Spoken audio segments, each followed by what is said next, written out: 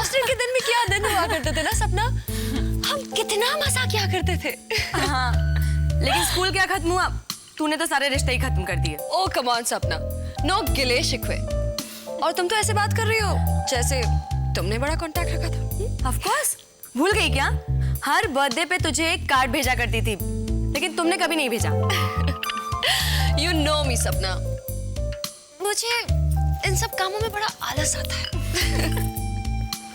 Of course I know you, and I do remember कि तुम्हें बचपन से आदत रही है अपने सारे काम नौकरों से करवाने की। काश मैं अपना वो एक काम किसी नौकर से करा सकती। कौन सा? मेरी शादी। शादी? मेरी पहली शादी। पहली शादी? कितनी शादियां की हैं तूने? तो पहली शादी तो बस कुछ 2 महीने तक टिकी। और दूसरी? जन्म जन्म के लिए। बहुत प्यार करती है अपने हस्बैंड से। बहुत। कहाँ है? मिलवा तो सही। मिलाऊंगी ना, जरूर मिलाऊंगी। तुम बताओ, तुम्हारे हस्बैंड क्या करते हैं? क्या वो भी डॉक्टर है? अरे नहीं, मेरी तो अभी तक शादी ही नहीं हुई है। क्यों? क्योंकि मैंने की ही नहीं। क्यों नहीं की? क्योंकि जिससे करना चाहती थी उसने किसी और से कर ली। What? और तुम हार मान के बैठ गई? मेरी जगह तू होती तो तू क्या करती? छीन लेती उसे उसकी पत्नी से और शादी कर लेती। इसीलिए तो तेरे पास आई हूँ। क्या? तू उसे जानती है?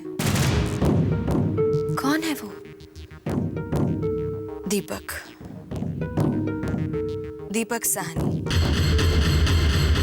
दीपक साहनी? उस नीच शीतल ने इतना भी नहीं सोचा कि उसकी माँ का क्या होगा, कैसे हो पाएगा उसका इलाज। वो माँ को वापस अपने घर ले जाना चाहती है, इसीलिए तो उसने ये सब किया।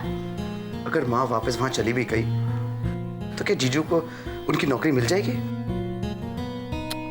नहीं मिलेगी,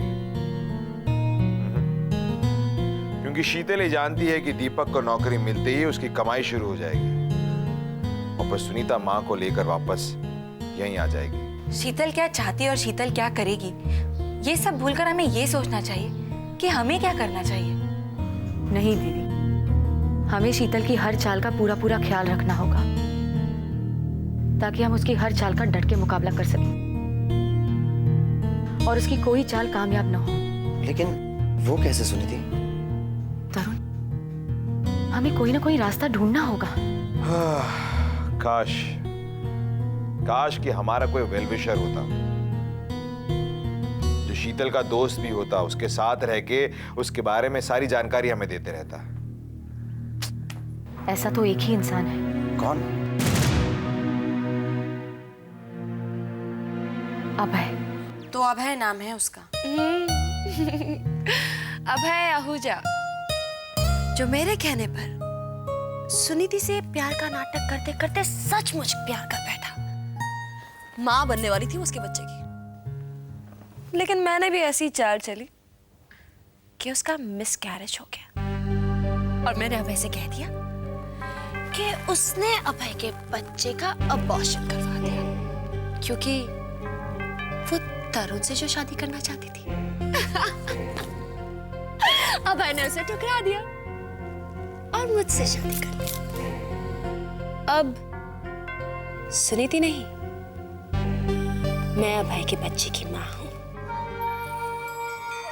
माँ तो मैं भी बनना चाहती हूँ दीपक के बच्चे की, लेकिन वो सुमन को कभी धोखा नहीं देगा और ना ही सुमन उसे कभी धोखा देगी। नहीं शीतल, अगर ऐसा होता तो वो जतिन को कभी एनकरेज नहीं करती। तुम्हारा मतलब है वो एक्ट फिल्म बनाने वाला जतिन शेखर?